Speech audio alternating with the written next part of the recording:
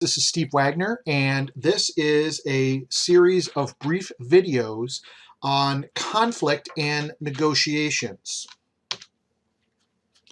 So let's define conflict. Conflict is a process that begins when one party perceives another party has negatively affected or is about to negatively affect something that the first party cares about. So conflict primarily deals with perception. If nobody thinks there's a conflict, then no conflict exists. Conflict can be experienced in any organization. Conflict can be experienced in any organization through many different avenues. It can be that the goals of individuals are incompatible. There can be a difference of opinion, a difference of interpretation of facts, and many times conflict arises out of disagreements about how people should behave. So on that note, I do want to encourage you to also watch the video I have posted on crucial confrontations. This is a very good book about how to approach confrontations effectively. And if you look in the description of that video that I have on Blackboard, I've also attached to it a worksheet that you might find handy in the future when you're actually in a position where you may have to confront somebody. Now, there's been an evolution of how the management sciences on organizational behavior have viewed conflict. Traditionally, the view has been that conflict is something that's very negative and that we should go to ends to avoid conflict.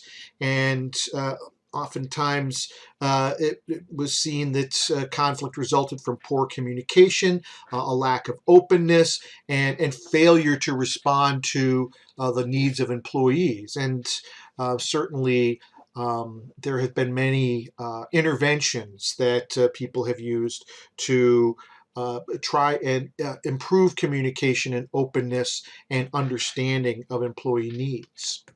Now, in after World War II through the 1970s, there was this kind of human relations view that started to emerge that saw conflict as something that was perhaps something that was natural and inevitable in any group. And there was also this view of had this interactionist approach that that the belief that conflict is not only a positive force in a group, but that is absolutely necessary for a group to perform. We saw that in Tuckman's model of how groups develop. Now, through all of this different ways of thinking about conflict, we have to see and understand that there may be some conflict that is functional, and that it's conflict in support of some higher, perhaps strategic goal that actually improves the performance of the organization in terms of reaching its goals.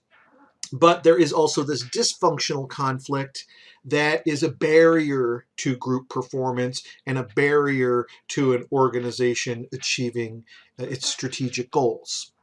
Now, other efforts have been made to differentiate various kinds of conflicts. We can differentiate between task conflict, which is conflict over the content of the work and the goals. And if this type of conflict is kept low to a moderate level, it can be functional. There is relationship conflict. This is conflict based on interpersonal relationships and also conflict in terms of one's identity and one's ego. And generally, we find this conflict to be more often than not, as the slides say, always dysfunctional. And then there's process conflict. That's not about what we're trying to achieve, what goal we're trying to achieve, but how we're going to get how we're going to achieve that. And again, it can be conflict, but only at very low levels. Now, the trick here is we can see that the research suggests that Task conflict and process conflict can be functional if kept at low levels. Okay, and that relationship conflict is almost always dysfunctional. But what's hard to do is to keep conflict contained into just one of these categories. And oftentimes, conflict very quickly moves and spills over into relationship conflict because of the assumptions that people take on when they get into a conflict situation. If you want to try and manage a situation to achieve task conflict and process conflict at low but functional levels, you have to go out of your way to structure the situation to avoid relationship conflict. Okay, and again, just to call out to that crucial confrontations video and worksheet, the whole point of that is structuring things in a way to keep it focused on the task conflict and the process conflict. Now let's take a deeper look at the conflict process. So understanding this conflict process is part of our tool set in understanding how to manage conflict. Okay, and so we'll go through these various stages step by step. Stage one of the conflict process is the potential opposition or incompatibility that exists. So there has to be a perception of some kind of opposition or incompatibility.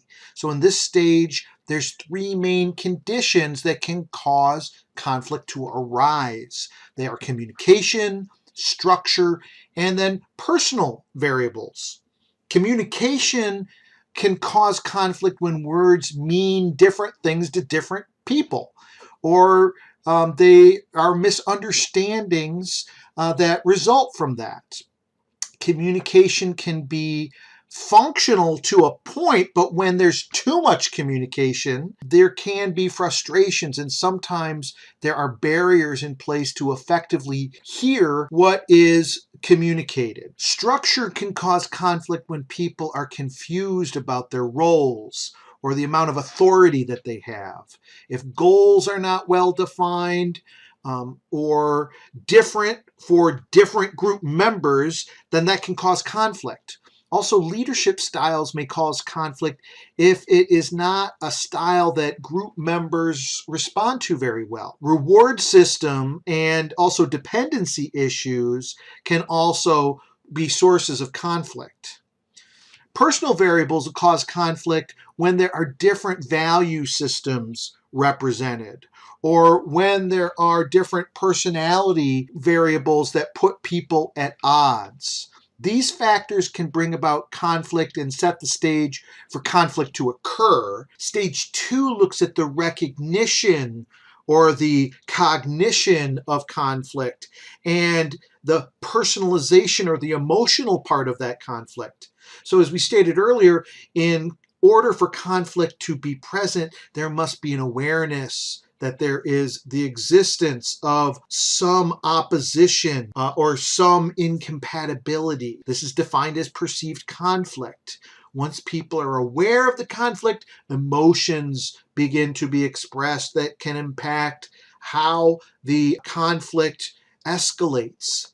This is defined as felt conflict.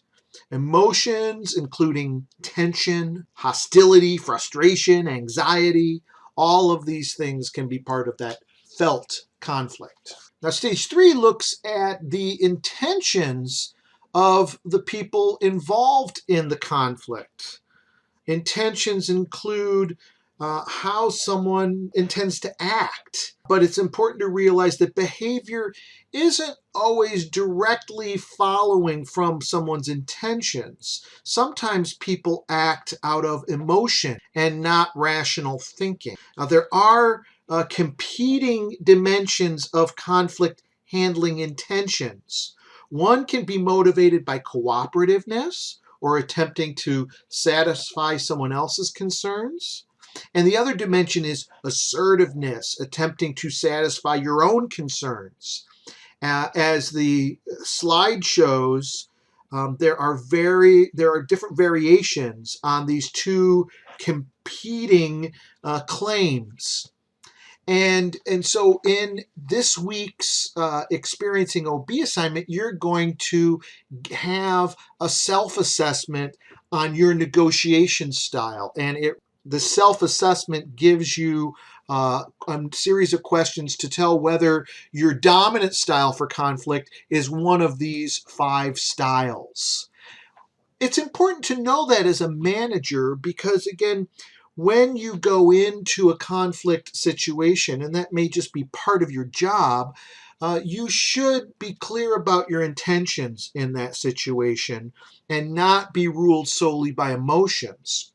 By knowing your dominant response to a conflict situation, you can pause and diagnose whether your dominant response is appropriate for this particular situation, or whether you need to coach yourself or get coaching from someone else to take on a different type of approach that, while may be appropriate for the situation, is not your particular dominant response. Now, stage 4 moves us beyond the intentions to the actual conflict behaviors. Conflict management is using behavior as a way to resolve conflict when it is present. Conflict intensity, as is displayed here, is a continuum that shows how far conflict can escalate and how low it can get to where there is no conflict. Again, what we find is that conflict has a tendency to escalate. One of the main reasons we find that conflict tends to escalate is that we are, in general, ruled by a norm of reciprocity. We give what we get. Okay, but in both vicious cycles and virtuous cycles, we tend to operate in what's called rough reciprocity. That means that we give what we get, but a little bit more. Okay, and when we're giving back things that are negative, okay, and a little bit more, that's more like a vicious cycle. Okay, when we give something to the other party that is positive, perhaps a concession that's important to them, that can be part of a virtuous cycle. Now, there are many different techniques available to help work through conflict, and I'm not going to go through all of these, but these are all things that are described in this chapter and other parts of the book. And so each technique chosen needs to not just be applied blindly, but always there should be real consideration of the particulars of the situation where the conflict exists, the people that are involved, their history, in order for any conflict resolution technique to be effective. In stage 5, we look at the outcomes of conflict resolution. And functional outcomes include an increase in group performance, an encouragement of the interests and curiosity and creativity in that group. Dysfunctional outcomes include people being discontent, a lower level of group cohesiveness or unity, and perhaps even infighting. And in order to create functional conflict, it's important that we give room for dissent, and we also try and keep people from spilling over into relationship conflict.